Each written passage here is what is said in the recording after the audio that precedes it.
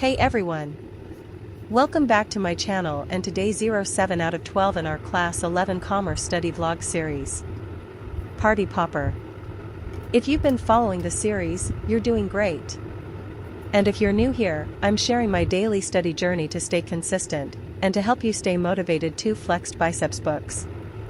Today we're shifting a bit from commerce to English, and we're studying Chapter 1 of Flamingo, the last lesson.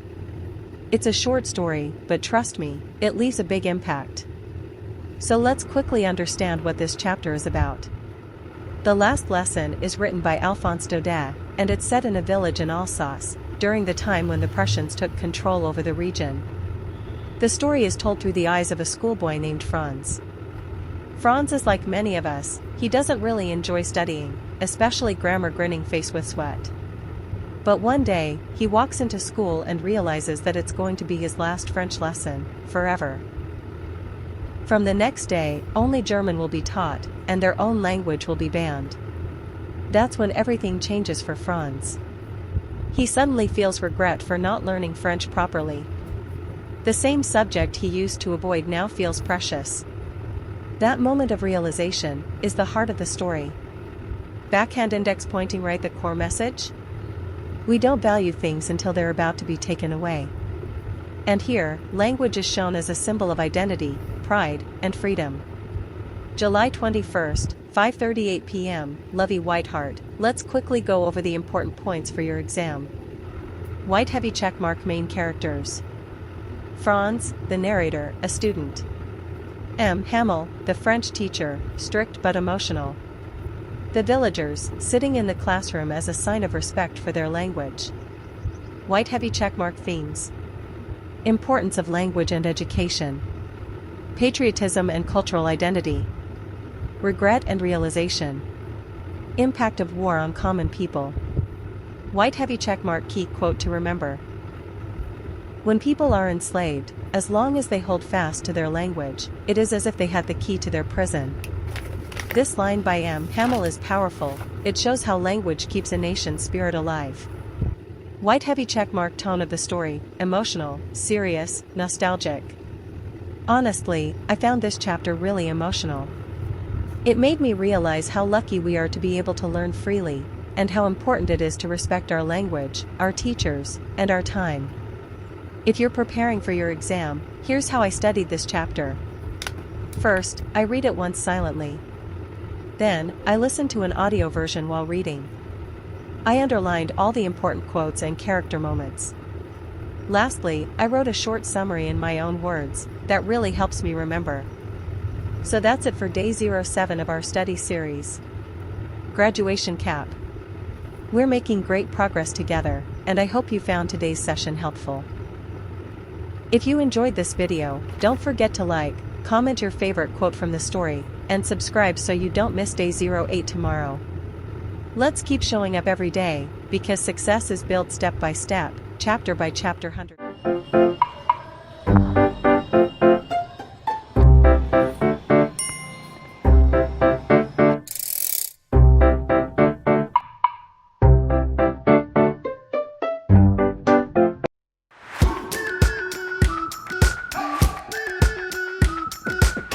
We've been waiting for so long. We've been waiting for this time to begin. We ain't getting any older. I kinda feel a little younger.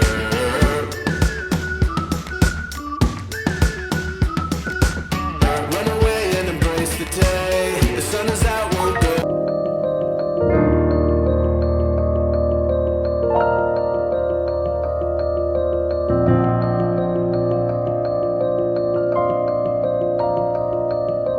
Hey!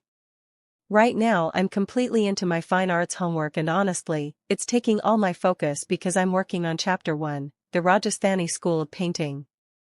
It's not just a chapter, it actually feels like I've entered into a whole different world of art, beauty, culture, and history. This chapter is about the traditional miniature paintings that were made between the 16th and 19th centuries in Rajasthan, and trust me, there's so much to explore in it. I've been writing notes, underlining the key points, and trying to remember all the different schools under this style like Muir, Marwar, Bundi, Kota, Kishangar, Bikaner, and Jaipur.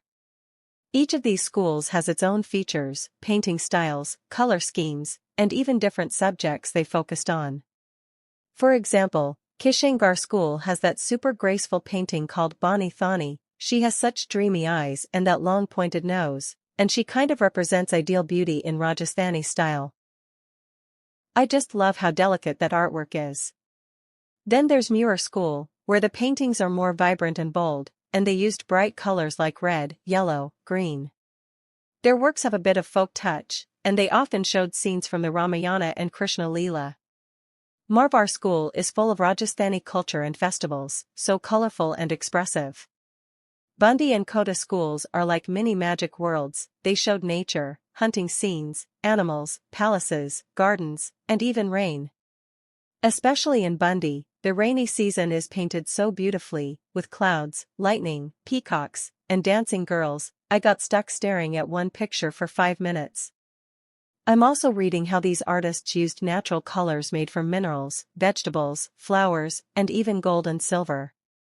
And they used fine brushes made from squirrel hair. Can you believe how much patience and skill that must have taken? The paintings are usually small in size but filled with detail. Most of the characters are shown in side profile, with long eyes, sharp noses, slim waists, and wearing traditional Rajasthani costumes and jewelry.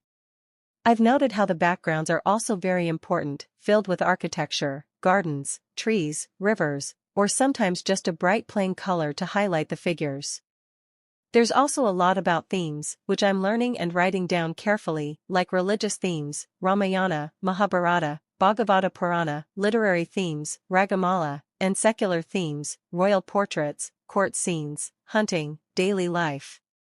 These paintings weren't just for decoration, they told stories, showed devotion, expressed emotion, and even flattered kings. I read that many rulers were patrons of art, meaning they gave artists support and protection, which is why the courts became creative hubs. Right now, I'm revising the important features of each school and trying to memorize which painting belongs to which school. It gets a little confusing, but I'm trying to make mind maps to remember everything better.